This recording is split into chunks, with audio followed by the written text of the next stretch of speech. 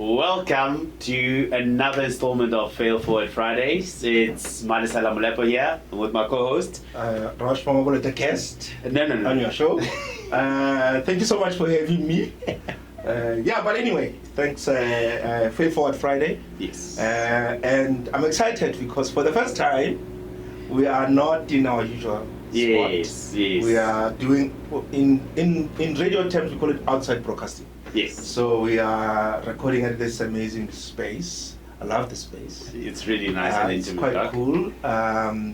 What do we have today, Malesela? We actually have our actual first guest. Yes. Because you are not a guest, you are the CEO, remember, Doc? Our first guest of Fail Forward Friday. Actually, I'm going to allow him to introduce himself. But this space that we're in, he owns. Co-owns with another business part of his. But let's hand it over to him. Yeah, no, thanks a lot, guys. It's really such an honor to be on your guys' show. Thank you for inviting me. Thank you for taking out the time to, come and visit us as well and get to know us a bit better. And yeah, I'm looking forward to it already.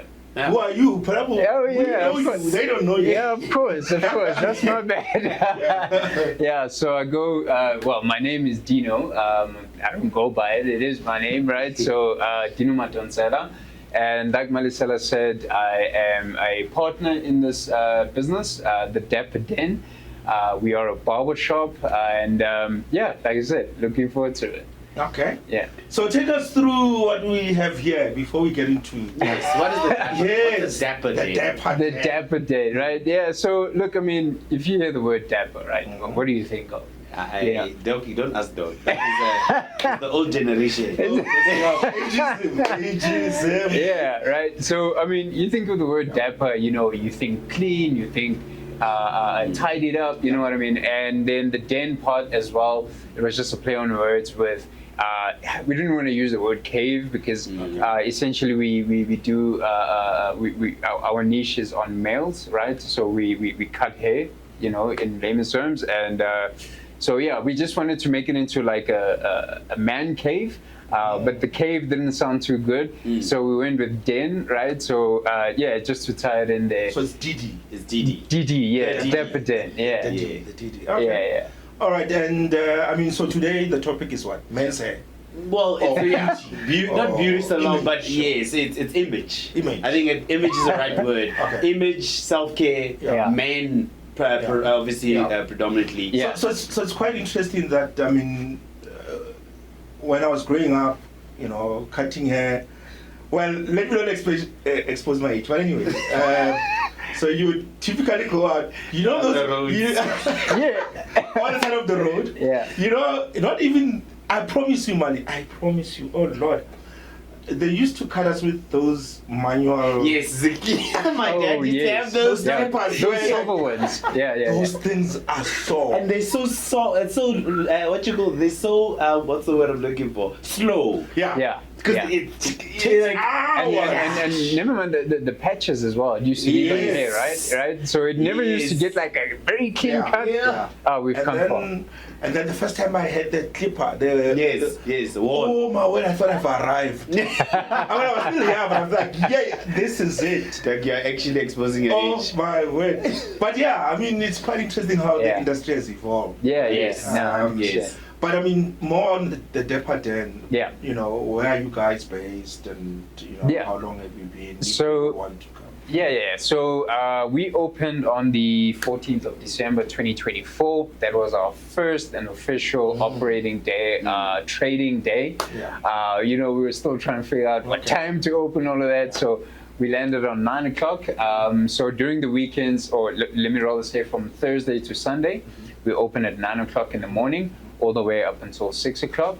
And then from Monday to Wednesday, we open from 10 o'clock in the morning all the way up to 6 o'clock. Yeah. So we just have that 1 hour difference. Maybe just going into that. Yeah. Normal people will open their shop, like first time trading, in a busy time of the year. Yeah. And why the 14th when people are actually leaving to go Yeah, look, so we actually noticed a trend, specifically here in Pretoria, where we're based, by the way. So we're based at, the address is 921 Linwood Road in Equestria, right? Yes. So we looked at what was going on here in the past maybe 2 years in Pretoria. Yes. A lot of people didn't actually go away here in Pretoria, right? We still had... Yeah, actually, you could still see a lot of traffic in and around Pretoria. Yes. And it wasn't like 4 or 5 years pre-COVID, right? Yes, pre-COVID, everyone used to go away. Yes. This would be a ghost town, right? Yes. But yeah, so we took that into consideration.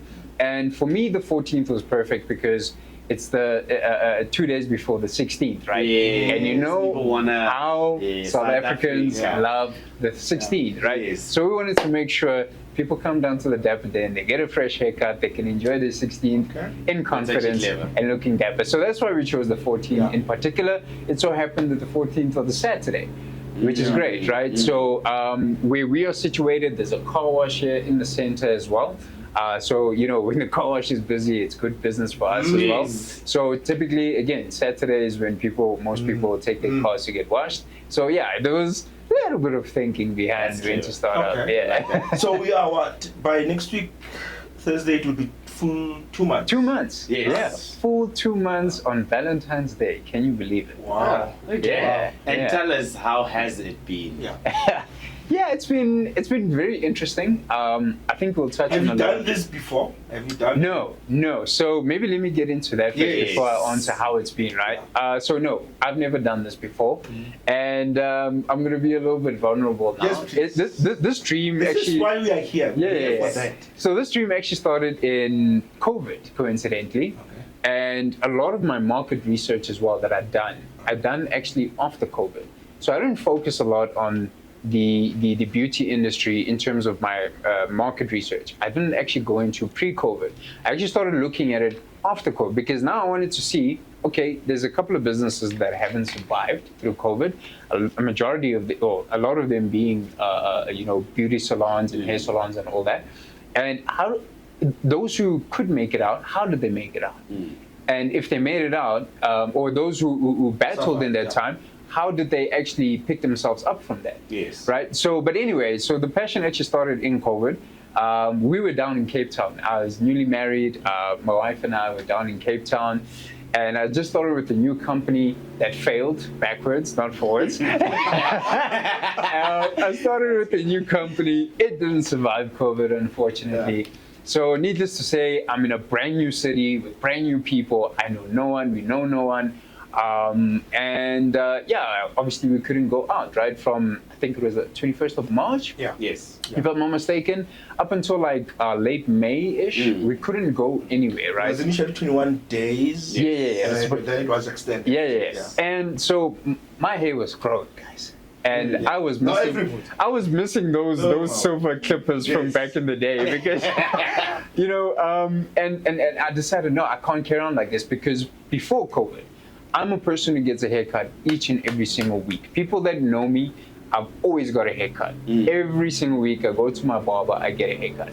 So it was driving me absolutely insane that I didn't have this me time during that period where I could go to my barber, have me time, do the barber chats and all that. Anyway, so I decided, I'm going to learn how to cut my hair.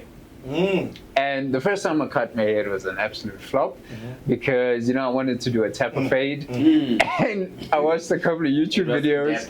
Nah, it was not dapper. It was not dapper. Eventually, my wife had to cut all my hair off, and even that was bad. It was an experiment.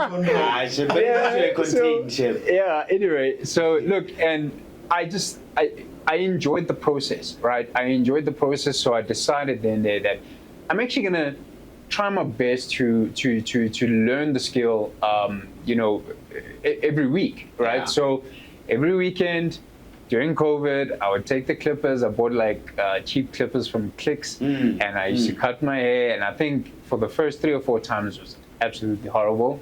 And then there was one time it was like I don't even know how to put it. It was just, it looked okay, so I cut my hair and I was like, wow, this actually doesn't look too bad. So then I was like, okay, maybe I can actually do this, right? Fast forward a year later, my son was born, and I started practicing more on him when he was like 2 years old, right? And and I mean, anyone who knows my son now, I mean, his hairdo, I done his hairdo, you know, the dreads, the fading, I do all of that. So yeah, that's where all of this started. And about 2 years ago, I started speaking to my partner about the idea. And the way I pitched it to him was, you know, it's a passion project, you know, but it is by definition, you know, because I have my full time 9 to 5. But yeah, this is what I do. So do you cut? Like, yes, yeah. So I do cut, but you know, unfortunately for the listeners, during the week I'm unavailable because of my 9 to 5. But yeah, I do cut, and I do have someone that assists us in the shop as well. do you need to have some form of qualification to do this, or it's just a skill? You know what? YouTube punyana, and then you are in. You know what? My personal opinion, no. I think it goes back to the passion thing. You look, cutting hair, doing any hair actually, any hairstyle, whether it be braiding, whatever the case may be, it needs patience. And if you don't have that patience, you can go to any school, right? And what does patience do? Patience develops a passion, right? And if you don't have that patience, like, you can go to any school, you know, you're going to be grabbing people rough, you know, you're going to be hasty with the way you do things. You're going to be looking at the numbers, how many people are coming in, going. So the short and the long of it is, no, I personally don't think you need to go and get an education or, you know, get trained professionally to cut hair. Is it a good thing? Yes, by all means. You know, if you're joining an establishment, you know, where they require that type of training, 100%, by all means, go and do that. But yeah, I think in many industries, really, you learn by putting in the hours. Yes. Yeah. Because the reason why I'm asking is, I mean, I've seen a couple of, because I know there's this other big men's barber shop. They have like a you don't want to say the name. Yes. It's fine. It's fine. Doc. I was gonna say, where is it, Doc? Where is it? We know, but it's okay. Doc. We don't want to advertise them because we got Dapper. I mean, they're introducing their own clippers now. Yeah. Doing everything. Yeah, they're doing so it's great. sort of like they're trying to own the value chain. Yes. You know? Yeah. Which is clever, but yeah. Which is what I think. That's why I'm asking. Do you need to really, you know? But I mean, the hair business, male female, it's growing. Yeah. And I think in South Africa, it's now getting to be more formalized now. Yeah. It's no longer on the side of the road. Go taxi ranking. It's still there. It's still there. Now it's a bit like it's now. It's now. Or rather, Doc, say you don't go there anymore. Oh. Now you go to rather establishments, Doc. Okay. You come to the Dapper Den. Moving that along. Yeah. So there are other people who are, you know, Yes. taking it to the next level, like, you know, the Dapper Den, who are now like taking it to the next level. And it's quite amazing, because I did a bit of, as part of preparing for this show, I did a bit of history about just the history of black men's hair, or African men's hair. Yeah. And you know, before slavery, hair by itself was like this amazing cultural thing that was your identity. Sure. How you wear your hair, whether it's locks, Yes. Yeah. it gave you a certain identity. Afro, Yes. it gave you a certain identity. Yeah. And it's quite interesting that when slavery took off, and the Europeans came into the continent, and there was this whole thing about it looks dirty, it's unkept, right? Yeah. And as the people were captured, and they were all, you know, got their hair shaved. All of them, right? Because this is how you should wear your hair, Right. the European way, and, Yes. Yeah. and neat and tight and whatever. And then after slavery, then people decided, okay, do I still keep my clean shave, or do I go back to, you know, Afro? Yeah. But it's quite interesting, though, that you think this happened during the slavery years, that even today there are schools. Yes. You know. In fact, I mean, you talk about schools, but I'm sure you're going to mention that the girls' school. The girls' Yeah. striking. Yeah. Yes, that happened a few years There's a whole back. issue about the hair. Yeah. And I was actually quite like, are people really that bothered about By people's hair, yeah. Like the afro, as long as the afro is neat, why would you be bothered by that? Yeah, Yes. yeah. But then when I did the history, then it was like, oh, okay. Yeah. There are people who actually think, who still think even today, Yeah. that afro hair Yeah. is untidy. And if you think of why, if you ask them why, they actually don't have a reason. No, No, there is, no, they don't. because They they're don't. used to a specific Yeah. way, Yeah. Yeah. European way And- of how hair. And the thing is, like with schools, right? And I had a theory because I went to a school where, having a fade like I do right now was never an issue. And then all of a sudden, I think I was like 2 years in the school, all of a sudden it became an issue. And I was like, but this wasn't an issue before. So, but what they do is they cover it up by saying, no, we want uniformity, right? For lack of a better word. I made up my own English word there. But like they hide it behind the uniform, right? And I think that's where it came from. I didn't indulge too much in that story with the striking or whatever. But I think that's where they try and sort of hide behind. But we all need to look sort of uniform. And my thing is, but why do we need to be uniform that way? Why can't we be uniform the African? Yeah, What's wrong with that? 100%. Because one of my frustration was, I was saying to somebody, when you land at Ortambo, you have never been to Africa at all. Right? When you land at Ortambo and you look or you listen to the type of music that's being played and the language that is being used, you are likely to think you're not in Africa.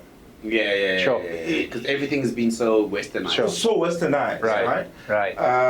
And that's my argument. That okay, there's nothing wrong with being uniform. Yeah. But why are we being Western Uniform. Why can't we be African uniform? Right? Yeah. But I mean, it also goes with corporate. Yes. When you're at work. Yes. Yeah. I mean, like women's hair, it's such a political thing. It is.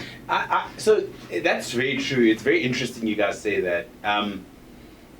I do definitely agree with it. I think one of the things maybe that I sometimes am cautious about, and it's I think not necessarily from the hair point of view, but more from you can't let everyone be themselves. Yeah. Because I think that's where the danger obviously becomes. That's why uniformity is good in a place of bringing discipline. Because discipline actually is consistency. Right.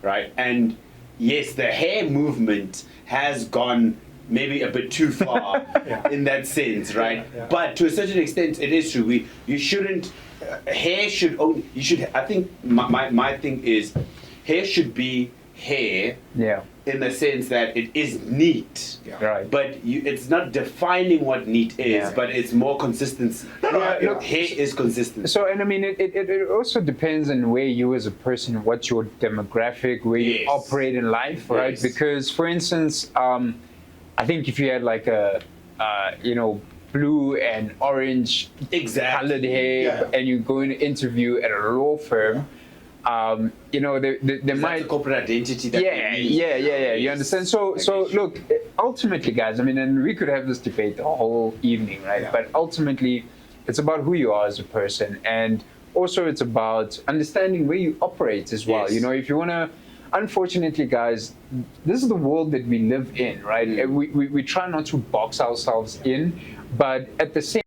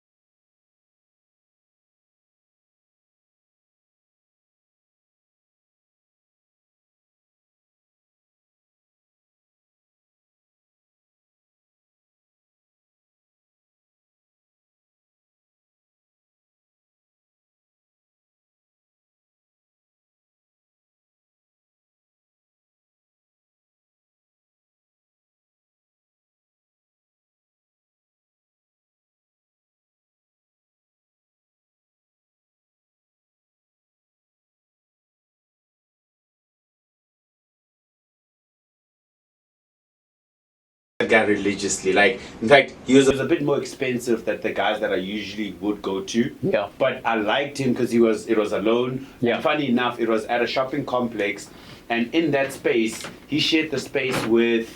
A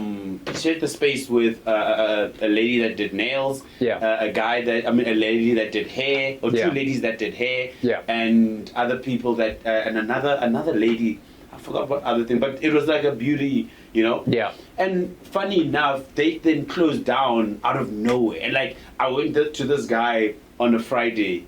Next week when I come back, these guys are closed. Obviously, end of the month kind of things. And I thought to myself, I wonder what, they clearly obviously didn't make it, right? In fact, I actually sat down with the guy one time and I was asking, because I was doing research for myself, something that I was building. And I asked him, listen, do you get enough people? He's like, yeah, I know I get enough here and there to sustain me and everything else. And I realized that there's a difference between enough to sustain me as the barber, because obviously I'm sure they paid a part of the rent, and enough to sustain the shop. Because chances are they were paying the 10 grands every month. Yeah, look, and yeah, exactly right. And you actually lead me to my next point that made me nervous quite beautifully, right? Because the second thing that made me nervous, I've always wanted to, you know, we have a crisis in South Africa. I think we all know it. We don't have to dwell on it. Unemployment, right? Yes. So, and again, I was saying to Mali off camera that, you know, my whole thing was we wanted to employ youth, and I think the youth cutoff age in South Africa is 35, right? But I wasn't looking up to 35. I was more looking at, you know, young kids, or not kids, but young adults that were coming out of school. They had this beautiful talent of styling hair and cutting hair and doing all of those things, and maybe going to study, which I would encourage, you know, maybe do another degree or whatever, but also wanted to have a job, right? So that's where I wanted to sort of go into when hiring.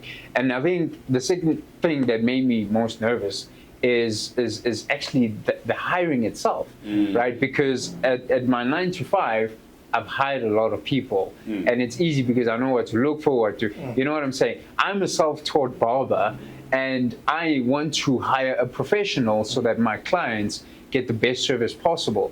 And that whole process of hiring someone, and you know what you know. Yes. And you might not know what the next person knows.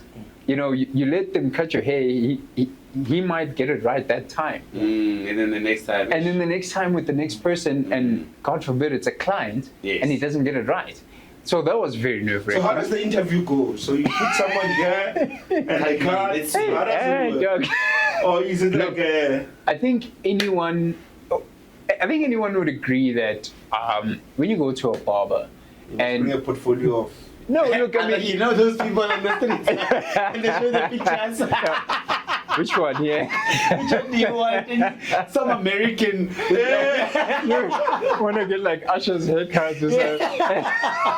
I always wonder if they can do those sorts. Exactly. So gents, if you look around you, right, do you see a single image of anyone? No, there's no. We were so intentional about that. You don't want to be Like, those people. no, we didn't know it. And I respect people who do that. By all means, do that. But I think later on in the conversation, when we get into why we set up the way we set up, I'll explain why we don't have pictures. Yes. But yeah, in terms of the interview process, it's actually quite interesting because, like I was saying, I think anyone can agree. If you go to a barber and you have this awkward silence, man, it can kind of be the worst experience. And I know we have extroverts and we have introverts, but if it's like completely dead quiet, I think it can be a bit awkward, right? So the one thing that myself and my partner looked at was the ability for someone to have a conversation and hold a conversation, right? A lot of people refer to their barbers as therapists. You know, so I like myself, a bartender. yeah, right? I myself just mentioned to you guys earlier on, I used to get a haircut every single weekend because that is my time by myself, you know, away from reality essentially. And so I wanted to employ someone that would make other people feel the way I felt when I go to a barber. You know, being able to talk about my week, how things went, and you know what I'm planning, and you know the dreams that I have, whatever the case may be.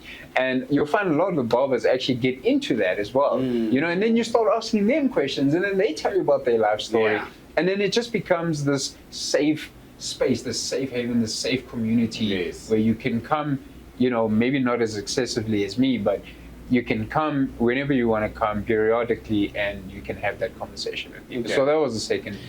Tell us off camera. And I know we said we probably. No, we want those stories. Yeah, Off exactly. camera, they must be here.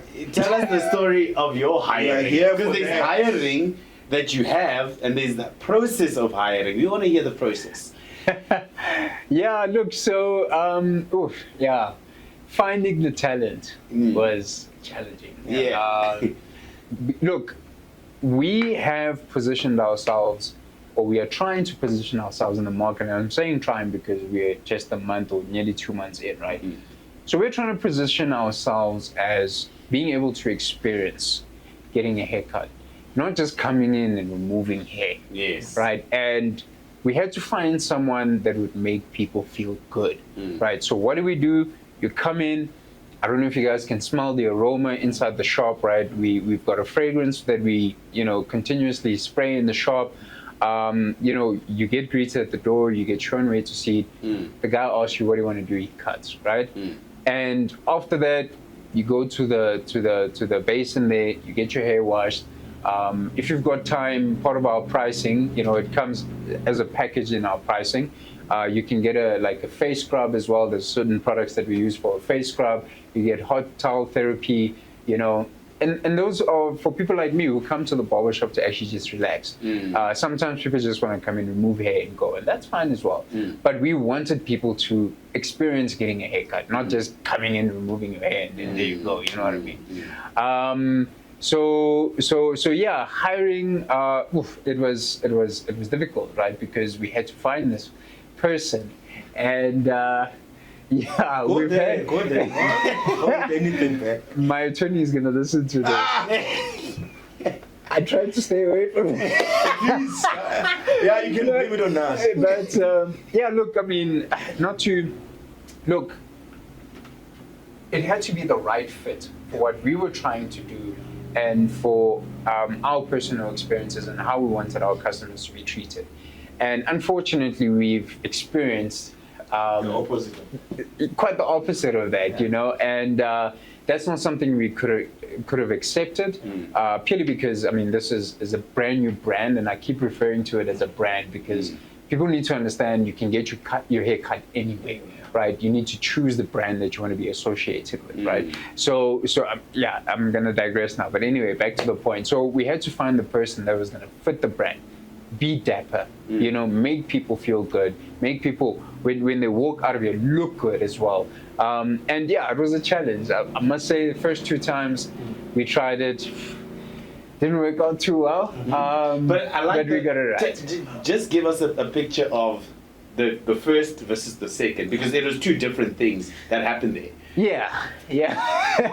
Hey, Mali. Go deeper. Go deeper, Papa. Yeah, look, so I think again it boils down to the passion aspect that I was Okay. referring to earlier on. I think the first talent that we hired, I think there was a bit of a lack of a passion there. Maybe also lacking patience with it being a new shop, because it being a new shop, yes, we got quite a bit of traffic, but there's certain days where it's like dead. And I mean, any barber can attest to that, right? And I think he didn't have the patience to grow that out. Yeah. Whereas, and you know, yeah, he was brilliant. Well, he was good at what he was doing. But now we have someone who is eager to do this. He believes in what we're doing. He has a buy-in. He has a complete buy-in. We told him, you know, when he started out, I said, man, you know what? It's going to be a lot of hard work. I'll come in, I'll jump in on weekends, I'll help you out where I can help you out. But you're going to have to put in the yards, right? And you could see that this individual was passionate and he was willing to do that. So I think that's a fundamental difference between the 2 guys that we've essentially had in the shop in the space of time that we've been open here. Okay, so what's the lesson that you have taken out of this whole experience? So actually funny Or enough, before we even get to that, sorry. Are there other stories that he told you? no, there's nothing else. We'll reveal as you go. No. Okay. Yeah. What are the lessons? Yeah, so I think the biggest thing, right? And part of when I was doing my sort of market research, what do you do when you start a business? You go on Google and you say, how to run a successful ... right? GPT. So exactly, right? So I admittedly went and did that, right? But I didn't do it because I wanted to sort of benchmark. I did it because I actually wanted to see what was going on in the industry. And I think the biggest lesson that I learned, because we tried it with the first individual that we had, was sort of like a more like a partnership thing. And yeah, that didn't work out. And I actually watched a video of this guy in America who, like, again, I said, I only really did a lot of research post-COVID. So this guy had a barber. I didn't catch his name now, but he had a barber in America. And during COVID, he really suffered, right? So he couldn't really make it out of COVID. But he was actually advising that you partner with your barbers. And his reasoning around that was, if you hire your barber, if you maybe find something better, or if he gets bored, he starts his own thing, he'll leave you high and dry, right? But I beg to differ. I beg to differ because if you partner with someone, especially a lot of guys that start barbershops, and a lot of them don't actually know how to cut hair. They've just got funding, they've got this idea, they've seen someone else do it, so they want to try it. They go and they hire the talent. Oh, sorry, they'll go and they source the talent and they'll partner with the talent, right? Because somehow the barber would convince them, hey, let's partner and do this thing, right? The problem I have with that is this is someone else's talent. And really, if that person leaves you, then you're going to be left high. Yeah. That's the first point, right? And secondly, when you're partnering with talent and you are running the establishment, you have very little control, say, over what happens. And I'm not talking about micromanaging people. You don't micromanage, especially in barbers like that, right? You need to allow them to be creative. But the creative juices might go away from what you are trying to accomplish as an entrepreneur. So I think that was the biggest lesson that I learned, right? And I'm all for paying people fair, right? And I think the hiring, because I also know how to cut hair, the hiring for me was a better option because then I would have someone who I could sell my dream to. Yeah. And if he bought into that dream, then we could work together to build this, right? And he knows that whether he's cut 5 people or 50 people, he's guaranteed his salary at the end of the month. And I think it offered a lot of security for guys as well. Because once you're not getting enough traffic in your shop, your partner, right, the talent that you've now outsourced, he's gonna up and walk away, and chances are there's gonna be tension. Sure, I get you. Do you think though, because I get maybe what the other guy's talking about, the American guy. I've read. There's a book I read. In fact, there's a podcast I always talk about that I listen to called The Founders. Yeah. And they did a story on one of the biggest tire manufacturers and tire shops in America, called the Las Schwab's Tire. And in there, they talk about the power of incentive. Now, I think and maybe this is what they meant, but I do get exactly what you mean. In this sense, what Las Schwab was doing is just he was not partnering in a sense that, listen, I'm all for you, like you are my 50-50 partner and we're growing this thing together. Yeah. But he was more around, listen, I need to open up more of these shops that I started with. Yeah. And I need to grow them. But I can't grow one and go to another one and grow the other one. Right. I need people that I trust. Right. How much more do I trust someone that has skin in the game as well? And that's one of the things that was quite interesting. Yeah. So sorry to cut you. So that's the whole thing, right? You need to be very careful when you refer to skin in the game. Yeah. Because there's 2 egos at play here. Yeah.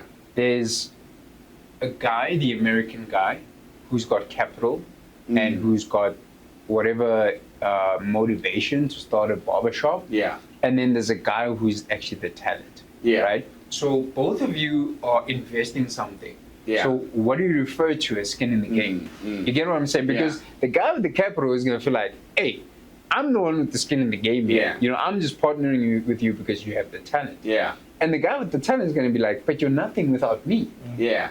So what that's happens where- in your case? Because your case is different, right? Because you do have the talent. Yeah. It's not to say that you don't have the talent. You actually don't need that person. You can, if you had the time, you could do it alone. And that's a different story, don't you think? Yeah, look, I mean, it is. However, it just, because I'm not always here, and we speak now specifics with our shop. Yeah. You know, it works out better because I'm not always here, right? Okay. I need to rely on someone else. Yeah. So, and again, it goes into someone being able to buy into your vision. So a mentor of mine once said to me that you can't force your vision and your dream on 100%. someone else, right? But you can definitely get a buy-in. Yeah. All right, and that's why my partner and I, we do a lot of the marketing ourselves. Yeah. Right, because the guy's the talent, right? I'm not gonna now stretch him to say, look, dude, you at the shop, you need to go and find customers. Of course, if he's around and he gets the urge to, and then he's welcome to talk to people and get them to the shop. But we don't rely on that. Yeah. Right? So we rely on us being able to market our brand and for him to be the talent essentially, you know. And so that dynamic then works because he has a buy-in. If he didn't have a buy-in, it doesn't matter how much marketing we can do. Yeah. He's not going to cut people's hair properly. Yeah. You know what I mean? Okay. Yeah. So, any other stories? Juicy stories? One juicy. Okay. Who are you targeting? I mean, as your Yeah. as your target client. I mean, obviously it's males. Yes. Yeah. So if a lady comes and say, I want to do what you have. Yeah. No, sure. So yeah, I think you mentioned a very important point there. I think let's refrain from saying males because we can have female persons that also like doing haircuts, right? And so yes, we cater, but essentially we cut hair, right? We don't braid. We're not a nail bar. We're not a massage spa. We focus on cutting hair. So that's our target, right? And that was also such an interesting process on deciding what do we actually do, right? We knew we wanted to have a barbershop, but sometimes people say, "Hey, I'm going to the barbershop," but then you get there and there's people braiding, and there's people doing nails, and all sorts of things. And so it was also quite an interesting process on how we got there. And then we wanted to have a look at who do we service. And that was even more interesting because that raised a whole lot of questions. So we realized, and I love that you brought up the story about the sidewalk cutting, right? Yes. Because we realized that, we might have two different markets at play in this area, especially Pretoria East, right? And we've had conversations with clients and potential clients who are like, they hear a price and they question how we come to the price, right? It's a fair question. We're in the Pretoria East. I mean, you can't. You know what I mean? Like, You can't want $50 haircut. look, Doc, and it's the same. look, and the thing is, and I think we're quite competitive. Given what we were offering, if you look at other brands that have training institutions. Anyway, my lawyer's gonna feel it. Anyway, so it was quite an interesting process in deciding, okay, who is our target market per se, right? Because now we have two different markets. We have people, we have a market that grew up, and this is the explanation that I give to potential clients all the time. If someone's willing to have an honest conversation, I say to them, look, man, I am one who grew up cutting on the side, right? It was an adventure for me. I used to go to town with my mother. I was 7, 8 years old, and you stop at King Pie. It's like it's a whole thing, right? And then she realizes, hey, your hair's too long. It's school on Monday. Cut your hair, And then they put you there on a chair. There's taxis driving past you. You know what I'm saying? That whole environment. And so there's like this. Yeah. But oh man, I should actually set up like a hidden camera and take videos of clients when they. No, I won't do that. But anyway, so you have that market that was accustomed to a certain price, probably because guy never had a lot of overheads and so on. It always used to be like, a small little shelter that you would walk into. So. There's a certain market that was accustomed to that price, and then they go through life and they start becoming successful, maybe moving somewhere else, and now they want to try and experiment with other things, right? So guy buys himself a Louis Vuitton t-shirt, you know what I'm saying? He now is spending his money on luxury goods, and then he wants to come in and he wants to get a haircut, right? Keeping in mind that a haircut is something you always got since you was, however old he was. A Louis Vuitton maybe might be something new for him, so he's trying to experiment. So now he comes to an establishment, a barber shop, and the barber gives him the price, communicates the price with him, and he's like, whoa, why? And and I like to believe it's because of what you were accustomed to, what you were exposed to as a child, and now you're in a different environment, and it becomes a thing of, but why must I now pay more for something that I always used to get? You know what I'm saying? So that was also quite interesting balancing that, because then on the other hand, you have a market where maybe you didn't go get your hair cut on the sidewalk, right? Maybe your parents could afford to take you to a shopping center, wherever the case was, and you were paying a certain price there as well, right? And that market doesn't mind paying your price because that's what they know, right? So now you had to try and balance the two, especially in where we're situated in Pretoria East, right? And so we had to get the pricing. We had to get we were very meticulous with how we priced, and we balanced out those two dynamics in order to get to the pricing. Yeah. So here's the thing. So I once had an argument. Well, not an argument, but a debate. Like a very funny. I don't know whether it was a debate, but somebody was saying to me, they can tell the difference between tap water and bottled water, right? I'm like, no way. In the accent. No, but Doc, you can. You can. Yeah, you can. Well, at the beginning, when this water thing came, bottled water, I'm like, no, you can't. They said, no, you can. It's a scam, right? And they were like, no, you can't tell the difference. So here's my question to you: Can you tell a difference between someone who did their hair on the side of the street, so road, and someone who did their hair here with you? Can you tell the difference? 5 out of 10 times, no. You can't. No. But someone said you can. No, look, I mean, what if the guy's talented, he just doesn't have the resources?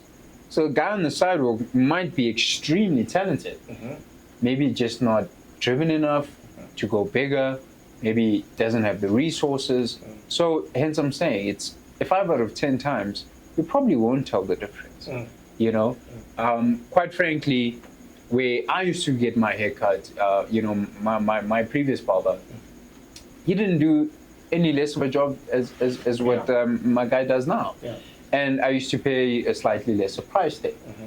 So no, you can't exactly tell. So the differentiator is what? The experience? I think that, yes, 100% the experience. 100% the experience. So you're paying a premium because of the experience. Why, dog? Not a premium. Not a premium. Compared to the side of the road, I mean, it's like, obviously. To be honest, and it actually should be a prideful thing to say, yes, you should pay a premium, because you want to differentiate yourself. Yeah, no, 100%. One of the things I was actually thinking when you asked that question, Doc, is more around, I think the experience doesn't come from another person telling the difference, but rather from you telling the difference that's getting the haircut. The reason I say that is I was telling him earlier on as well. I cut my hair, even now when I used to go to another barber shop down the road from me instead of the other guys that I used to normally go to. But you're gonna come here now, right? I know, yeah, I'm coming. I'm coming. Yeah. Now the thing is, I paid extra, right, at the other barber shop, but the reason I actually paid extra was because of the environment. I like a clean environment. Yes. I don't want to be sitting in a place and I see someone picking their toes and whatever, and then they're gonna go cut you. Hygiene is for me a big thing. 100%. And I think that's where I was coming from, to sort of say, you can't actually compare, you can't want to compare the end product and say, but why is this more, why is this less? In fact, you are paying for the experience, the look and feel, the smell, you don't have to have spirit so and I know with others, like you were talking about, you can do facial what right, and they can do a massage, they can do, which is something that you can't get on the side of the road. And obviously then there's more than just haircut. It's the whole experience that you go through. Look, one thing I was quite intentional about, and it's a trend that I see a lot of barbers are taking up. Man, I'm going to be so controversial right now. But I don't understand the trend. They use this like powder, filler, dye thing, to make your hairline look more crisp. Now I see they even incorporating chalk, where they like draw a white line on there. And I was so intentional because the first barber that we had, he wanted to incorporate that. And I was like, there's no way. Because that wasn't my vision for the shop. You wanted to be authentic. Yes, and if you had a client, it doesn't matter their head shape, their hairline, their crown, which direction their hair was going. You get a client, do the job right, make the client feel good. You don't have to add aesthetics and all those other things to make a person look good. Bring out the goodness in there, right? I was doing research for this, and I saw this guy. There's a machine. It's like a steam machine, and then the guy is like he's extracting stuff from the head. I'm like, what's going on here? Like, experience, dog. Oh my word! Have you seen those videos? And like, I know, like, I think Asia. There's a whole trend in Asia now, where they're like, they do these hairstyles, and they're like, it's ice, and sometimes they use like they use those little flamethrower things. What do you call those things? To like trim hair, and I'm like, and some people were like, I saw that. I thought it was quite cool. I don't know if it was like a Halloween costume or what it was. But there was this lady who done like a hairstyle, and she had weaved into her hair like these fairy lights that we have on our roof, on our ceiling. She had like weaved all these like fairy lights in her hair with different colors.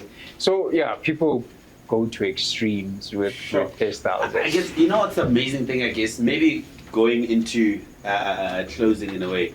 Amazing thing about having hair will always be there. Hair is a very good business. In fact, hair is just a person's expressing themselves other than in other ways. And one of the things that I really do like about what you guys are trying to do is that you're not trying to express someone, you're not trying to barricade someone in a certain direction, but you're you're basically telling them, listen, I mean, it's in the word, dapper. You're trying to be who you are as a barbershop. Without incorporating other things that might complicate things and that might, So I like that. I really like that. No, look, I mean, again, in closing, we try to keep it simple, effective, stylish, right? Even our layout, right? So I once listened to, I forget the guy's name. I think it's 2 or 3 guys that started Plato, the coffee franchise. And I listened to an interview of theirs on, I think on talk radio one time. And they were talking about how, what their business model looks like. And if you've ever been into any place or shop, it's very simple, right? There's not a lot of glitz and glam and all sorts of other stuff. It's quite simple. It's clean. They use the color white, to show cleanliness, and they do that intentionally. Also from a business model point of view, to keep costs low, and then focus on generating volume, right? Hence the white background. Yeah. Well, not necessarily. Not necessarily not necessarily the motive behind it. But we wanted to keep it simple, right? I actually initially, funny story, I actually wanted to go black, right? Initially, the color, I wanted to paint the walls, it had the burgundy, right? And do it black. And both my partner and my wife were like, there's no way. Like, Can you mention this partner? I mean, like, what's his name? So that he's also partner. He's listening. Okay. I tried. Trying to get a shout out. Yeah, I tried to get a shout out. Hey, shout out to you. Okay. Yeah. So what's the plans? What are the future plans? Yeah. So look, we've actually had a conversation with a number of clients And the who partner. and the partner, of course. Yeah. Shout out once more. That clients come in and they bring the young ones, right? And it's quite a daunting experience for the young ones. I go back to the manual clipper thing. That wasn't too scary, right? And then you start getting introduced to clippers that make noise and they vibrate and they've got sharp edges. It can be a bit daunting for kids. And she was actually mentioning that there's not a lot of places in Pretoria East that cater specifically for children, right? So it's a conversation that I've opened up, with my partner. We're busy engaging on that. So that might be something to look into. But if we're gonna do that, we're gonna do it like proper, right? Like kids must come there and think they're at Spur. You know what I'm saying? They must come, sit there, play a video game, whatever the case may be. It's a kids' books, everything, the whole works, right? And while they get a haircut. We're trying to do some research on some equipment as well that's suitable for kids, that's not so daunting and scary, you know what I'm saying? Because you look at the clippers we have. Exactly, They haven't even touched you. But so that's part of the pipeline, and of course we want to expand, right? Like I said, this is a concept store for us. We're seeing what's working, what's not working, and we definitely want to expand. Maybe one day we'll go brick and mortar, but for now we like the concept. Okay. So there's this story, just to close off. Yes. There's this story, one of my favorite guys based in New York, Mark Pastos. He's one of these guy who he's a hairstylist in New York. And he does all this celebrities' hair, and he charges around $150, I think it's $150. Whoa! For a haircut, which is... I see, even I'm crying now. $150. And what he does, which I find so cool, and I'm not saying you should do it, but for me, like, stuck with me. Every Sunday on his day off, Mark hits the streets of New York to give back to his community. So this is like a give back thing where he offers free cuts to homeless people. Yeah, that's right. Cool.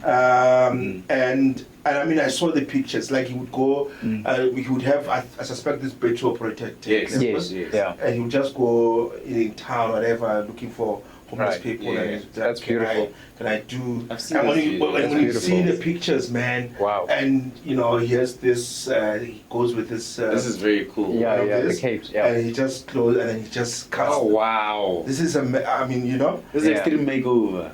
yeah. Wow. Like